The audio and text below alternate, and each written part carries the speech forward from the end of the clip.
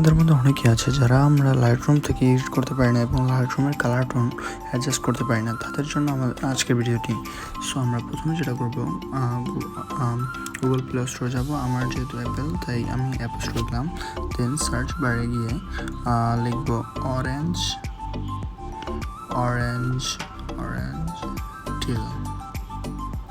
তো সার্চ করলাম, সার্চ করে আমরা অ্যাপটিকে ডাউনলোড করবো। যেহেতু আমরা ডাউনলোড করছি আমি তাই ওপেনে ক্লিক করলাম, দেন আমরা অ্যাপটি ওপেন করলাম, দেন আমরা লোড পিকচার ক্লিক করব, দেন আমরা একটি আমাদের কাঙ্ক্ষিত ফটোটি সিলেক্ট করব।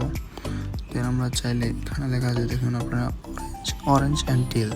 সো আমরা এটা বাড়িয়ে দেবো, বাড়িয়ে দিয়ে দেখুন আমাদের কালারটা কীভাবে চেঞ্জ হয়। চাইলে আমরা অন্য ফিল্টার ইউজ করতে পারি, ইজিলি আমরা বিভিন্ন ফিল্টার ইউজ করতে পারি, যেমন এটা দিয়ে আমরা আমাদের ফটোগুলোকে সৌন্দর্য করে ফেলতে পারি। সো যারা এডিট পারে না তাদের জন্য এই অ্যাপটা একবার বেস্ট।